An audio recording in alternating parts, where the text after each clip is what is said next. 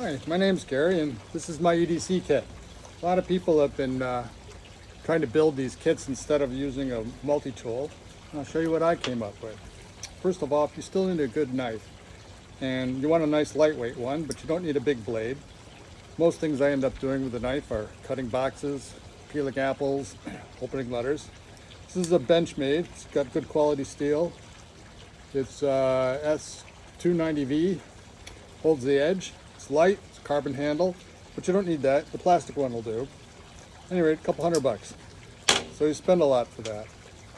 This is an alpaca case called the Pouch Pro, and it's nice and deep. And the reason I like it is you can hold a set of Knipeck pliers, not the tiniest ones, the 100s, but the 125s. These with the button are really easy to adjust, give you enough leverage to actually grip and do something. A lot of people have these miniature ratchet things. I bought a Presticycle bicycle one. This is a T-wrench, and as you line up the hash marks on the deal with the red dot right here, it slides through and you get a wrench, a T-wrench. So it has hex 4mm hex. Plus it has the ratchet, so you can either use it as an extension or a nice long, lots of leverage. And of course, the hex bits, you need a set of hex bits. This is what I use. These I put together are the ones that I thought that I'd use the most likely. Bunch of, got Robinson, Phillips, Standard. This is an adapter for the smaller bits, which I'll show you here. I'm in this outer pocket with a complete set of these tiny bits for for glasses and stuff. And then you might say, well, I need some sockets. Well, I bought this nice little extension from Klein Tools, which are magnetic, and it just fits right in here and got a lot of leverage. Now I bought the ones that I thought would be the most likely to use, and this is a 7/8, 5/16 quarter, and a 10/12. In addition, there's a small Allen spool, Allen head. These are tweezers, but I also have a set, what do they call these? These are the tweezers with pinpoint precision, Uncle Bill's silver nipper. They're really nice and light. That's the good part for them. Your GI can opener. And then most multi-tools have scissors, and so I got these really nice ones. These are folding ones from France. They are super sharp. They claim you can take them onto TSA, and I've done it a couple times, but it may be because they don't know about me. This is an eighth to a quarter drill bit. So if you need to make a little tiny hole to get a screw started, you're good, you're set. Now in here, I've got a couple other things. This is another set of tweezers. These are called tack and tweeze. You need something a little bit longer to reach down in, handle it.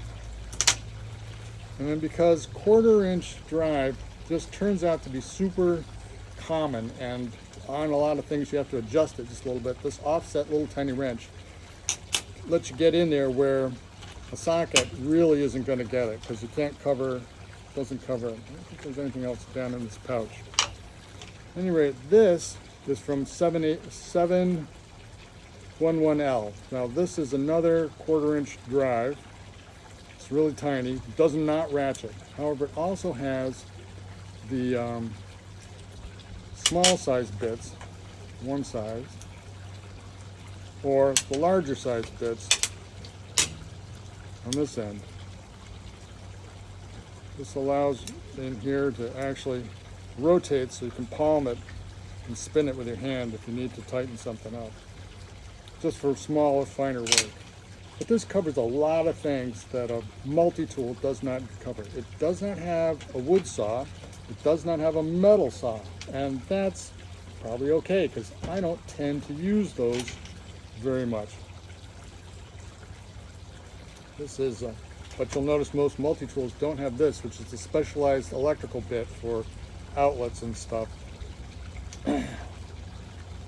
And at any rate, this is pretty much it. The nice thing about this wrench is it really has leverage.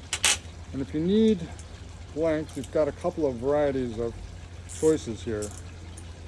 Just alternate that, it won't go through. And if you put it through for the alignment with the red dot, you get the T. So you can have a lot of leverage here for spinning stuff up or whatever. Anyway, it's not the lightest pocket size tool set, but it is, for me, one of the most useful, because you just don't often find a 10-12 socket, 5/16, 1/4, or 7/8 on a multi-tool, and this really does work well. At any rate, it's not cheap to put something like this together, but it's kind of fun because you get to, once you buy a pouch, oh, this is the other coolest thing. They no longer sell this. This was a pocket wrench. It has an 1/8" hole, which means you can put something on here and crank on it if you had to. Well, with all these other options, you probably won't need to. But it also has this nice little tooth deal, which allows you to slide it in on a wrench and tighten like that. It just grabs the nut.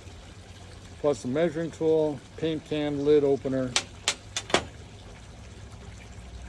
I don't know what else you need. So, oh, bottle opener. Look at that. I have a bottle opener right here. Just pop this puppy in and pop a bottle.